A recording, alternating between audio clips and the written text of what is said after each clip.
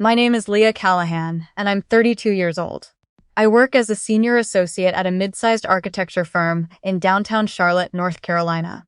The kind of job where you spend your days designing spaces for other people's lives while quietly rebuilding your own. I had been doing exactly that for 14 months when I walked into the Nordstrom on South Park Mall on a Wednesday afternoon to pick up a gift for my coworker's baby shower, and I turned the corner near the shoe department and almost walked straight into my ex-husband's mother. I want to say I froze. I want to say my heart dropped, or my hands went cold, or something cinematic happened to my body in that moment. But the honest truth is that I just stopped walking, shifted my bag to my other shoulder, and thought, of course it's today. Her name is Joanne. She was wearing a cream-colored blazer and holding a shopping bag from the women's department, and she looked exactly the same as she always had, put together in that way that costs a lot of money and takes a lot of time and is designed to make everyone around her feel slightly underdressed. She saw me at the same moment I saw her, and unlike me, she didn't hesitate for even half a second. "Leah," she said, with a particular warmth that isn't warm at all. "What a small world!" "Joanne." I kept my voice even. I had learned over the 4 years I was married to her son that evenness was the only currency she respected. Anything louder and she would call it emotional. Anything softer and she would call it weak. "You look well," she said, in a tone that suggested she had expected otherwise. "I am well," I said. "Thank you." There was a pause. I had already begun calculating the most natural exit. I could say I was running late, I had a call, I just needed to grab something quickly. But Joanne had never been a woman who let pauses stay comfortable for long. "I heard you left the firm," she said. "The one you were at when you and Preston were together." "I moved to a different firm," I said. "Better opportunity."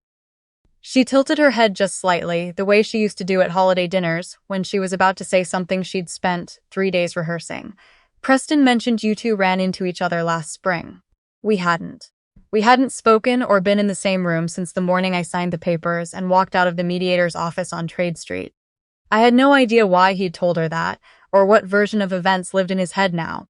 But I had also stopped trying to understand the stories Preston told about his own life a long time ago. "He must have mixed something up," I said simply. Joanne smiled. She had a way of smiling that was entirely disconnected from anything resembling joy. "Well, I suppose it doesn't matter. Life moves on." She shifted her shopping bag from one hand to the other, and I could see her preparing. I had watched her do this enough times to recognize the mechanics of it. The small inhale, the slight squaring of the shoulders, the way her eyes went just a fraction warmer right before she said the thing she'd actually come to say. I hadn't come to say anything. I had come to buy a onesie with ducks on it. "I'll be honest with you," she said, which in my experience meant she was about to be dishonest in a very specific way. "I wasn't going to say anything, but running into you like this, I think you deserve to know." She paused for effect. "Preston and Amber just closed on a house in Eastover. 4 bedrooms. She's due in March." Amber was my college roommate. She had been my maid of honor. She had held my hand in the parking lot of a Whole Foods the night I found out what Preston had been doing, and cried right alongside me and said, "I can't believe him, Leah. I can't believe any of this."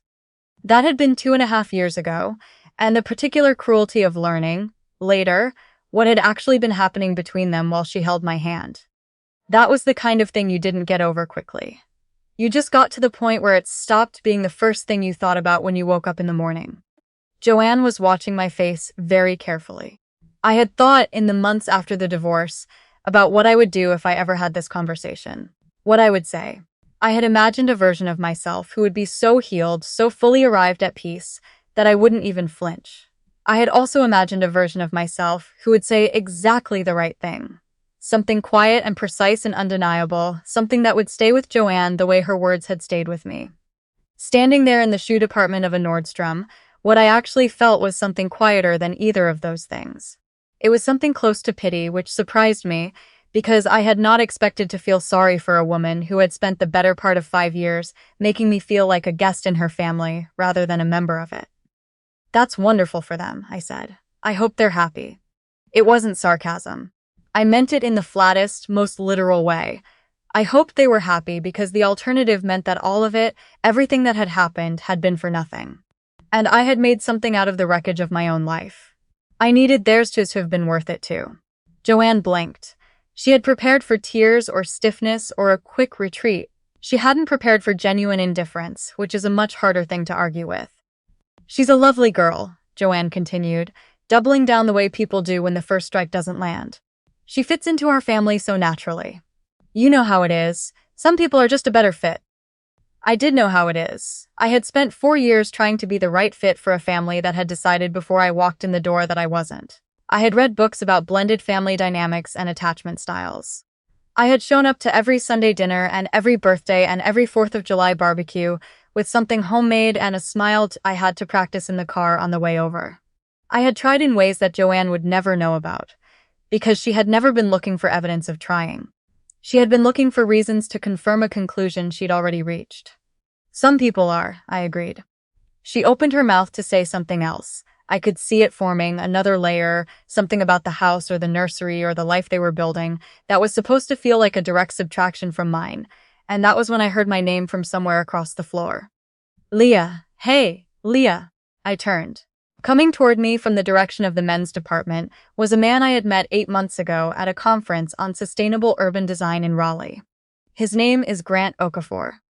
He was wearing a charcoal wool coat over a navy suit, the kind of dressed-down, dressed-up combination that people in his industry defaulted to, and he was holding a shopping bag and had the mildly distracted expression of someone who had been looking for a specific thing and found something better instead. He reached me and did the thing he always did. One hand at my back, brief, easy, like it cost him nothing and cost me nothing either, which was still something I was getting used to after a marriage where every gesture came loaded with negotiation. Sorry, am I interrupting? He looked at Joanne with polite professional attention. He had the face of someone who listened to people for a living, which in a sense he did. Not at all, I said. Grant, this is Joanne, my ex-husband's mother. The words landed differently than I'd expected them to. Ex-husband's mother. Not my mother-in-law, not someone from my family, not someone who carried any of the weight she had once carried. Just a woman I used to know. Nice to meet you, Grant said, with the kind of simple, direct warmth that people who are genuinely secure tend to have. No performance, just a handshake and eye contact. Joanne shook his hand. She was recalibrating. I could see it happening in real time. The assessment, the repositioning, the attempt to figure out what exactly she was looking at. Grant, she repeated, like she was filing it away. And what do you do? Urban development, he said easily. I run the Southeast Division for a development group that works with municipalities on mixed-use projects. Leah and I met at a conference in Raleigh last spring. He glanced at me with something in his face that wasn't quite a smile but was adjacent to one. She was on the panel. I was in the audience. I asked a question afterward that I'm still slightly embarrassed about. You weren't embarrassed at the time, I said. No, he agreed. That came later. It was the most ordinary exchange in the world. But I watched Joanne watching us have it, and I understood that what she was seeing was not what she had come here prepared to see. She had come prepared to deliver news and witness damage. What she was watching instead was two people who had built something. Something easy and real and entirely separate from anything she had ever been part of. And the news she had delivered had not made even the smallest dent in it. She tried once more. Leah was just telling me she heard about Preston and Amber, she said, addressing Grant with the confident familiarity of a woman who assumes she's always the most important person in any conversation. Grant looked at her, then at me, and his expression didn't change. Is that right, he said. It wasn't a question. I wasn't telling her anything, I said, calm. She was telling me. There was a silence. The particular silence that happens when someone has tried to pick up a weapon and discovered it's made of cardboard. Well, Joanne said, and something in her voice was thinner than it had been when she started. It sounds like things are going well for you. They are, I said. Thank you, Joanne. I hope your sister's doing all right. I had no idea if she had a sister. It was a graceful exit line, and I had earned the right to use it. She left the way people leave when they haven't gotten what they came for, quickly, with the posture of someone who intends to seem unbothered, and instead seems very bothered indeed. Grant waited until she had turned the corner before he said anything. That was the mother-in-law. Ex, I said. Right. He was quiet for a second. She came over to you? She saw me from across the floor. He nodded slowly. What did she say? I thought about how to summarize the last 4 minutes of my life. She told me my ex-husband and my former best friend are expecting a baby and bought a house in Eastover. Grant looked at me steadily. He did that. Just looked at you, not rushing to fill the space with reassurance or commentary, which I had learned to appreciate about him in a way I couldn't have articulated to anyone who hadn't been married to someone who talked over everything. How do you feel? He asked. Honest, I said, like I want to find that onesie with the ducks and get out of here. He laughed. It was a real laugh, the kind that starts low and takes a second to arrive. There's a children's section on 3. I'll walk you up. We rode the escalator in easy silence. I was thinking about Joanne's face in the moment she realized that the news about Eastover and the 4 bedrooms and the March due date had not broken anything in me. I was thinking about how much energy she must have spent in the past 2 years maintaining the story that my marriage ending was a correction rather than a loss. That Preston had upgraded, that the family had upgraded, that everything that came before was simply the necessary prologue to something better. And how much of that story depended on me being diminished somewhere off stage, not quite landing on my feet, still carrying the weight of what I'd lost. I had not given her that. Not because I'd planned to deny it to her, but because it genuinely wasn't true. 14 months ago, I had sat in a too-quiet apartment in Noda with a glass of wine and a stack of architectural drawings and thought about whether I wanted to stay in Charlotte at all. I had thought about going back to Columbus, where my parents lived, where everything was familiar and nothing would remind me of anything. I had stayed because I had a job I was good at, and a city I had chosen for myself before I chose any of the people in it, and I had decided that those things were mine, regardless of what else I was losing. I had stayed, and I had worked, and I had gone to a conference in Raleigh in March and sat on a panel about adaptive reuse and community zoning and answered a question afterward from a man in the 3rd row who had clearly done his homework and was slightly too earnest about it, and who asked me for my card when the session ended and then actually used it, which was not something everyone did. I had not planned any of that. I had simply kept moving. On the 3rd floor of the Nordstrom, I found the onesie with the ducks. It had a little sailboat on the collar and came in a gift box and cost $42, which was slightly more than I'd planned to spend, but exactly right. Grant waited near the register with his hands in his coat pockets, looking at a display of children's shoes with the focused bewilderment of a man who has never had to think about children's shoes before. And something about the image was so ordinary and so easy that I felt it settle somewhere in my chest, the way good things do when you're finally calm enough to let them. I thought about Joanne driving home, composing the version of this encounter she would tell to Preston. I wondered what details she would keep, and which ones she would quietly set aside, whether she would mention Grant at all, or whether that part would be too inconvenient for the narrative she'd been maintaining.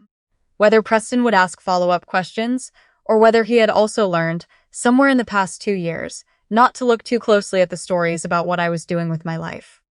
I thought about Amber, about the baby due in March, about a house in Eastover with 4 bedrooms that I had never seen and did not need to see. I thought about how the human capacity for compartmentalization, the ability to do something unkind and then go on living a full life as though the unkindness had been necessary rather than chosen, was genuinely remarkable and genuinely strange and genuinely no longer my problem. I paid for the onesie. The woman at the register folded it in tissue paper without being asked, which was the kind of small, competent kindness that could still make me feel disproportionately grateful on certain days. We took the escalator back down, walked out through the main doors, and stood for a moment in the mild November air. Charlotte in November is not dramatic. It doesn't do the thing where all the leaves turn at once and the sky goes that particular heartbreaking blue. It just gets a little cooler and a little quieter, and the city keeps going, and you keep going with it. I'm parked on level 2, Grant said. I'm on the street, I said. I'll walk. He looked at me for a second with that quiet attention he had. You okay? And the thing was, I was. Not in the way you say it to end a conversation or reassure someone who's worried about you. I was okay in the specific, earned, inconveniently undramatic way that doesn't make for a good story at the time, but that you understand later was the whole point. Okay, not because nothing had happened to me, but because everything that had happened to me had not, in the end, happened to the part of me that mattered most. That part had kept showing up. Had kept designing buildings and going to conferences and staying in a city I had chosen for myself. Had kept, without quite meaning to, building something. Yeah, I said, I really am. He nodded, like he believed me, which he did because he had been paying attention. We said goodbye in the parking garage entrance, and I walked back out into the November afternoon with a gift-wrapped onesie under my arm and no particular weight in my chest. The city moved around me the way it always did. People with strollers and shopping bags and earbuds, a couple arguing quietly near a parking meter, a food truck with a line wrapped halfway around the block for reasons I would never understand. I thought about Joanne one more time. About the smile she'd had when she said 4 bedrooms and she's due in March, the particular satisfaction of someone delivering damage. About how it must have felt to turn that corner and see me already intact. Already fine. Already in conversation with a man who looked at me the way Grant looked at me. Which is to say, like I was a complete person with my own specific gravity, not a problem to be solved or a story to be revised. She had wanted me to be diminished. And I understood, standing there on a Wednesday afternoon in November in a city I had stayed in when I could have run from it, that the most complete answer I could give her was simply this. I wasn't. I don't think revenge is the right word for what happened in that shoe department. Revenge implies you planned something. What happened was just life. My life, specifically. The one I built out of what was left after everything fell apart. Not out of bitterness or performance, but out of the plain, stubborn insistence that I was still here and still worth something, and that every Tuesday and Wednesday and ordinary November afternoon proved it in increments too small to notice, until suddenly they weren't.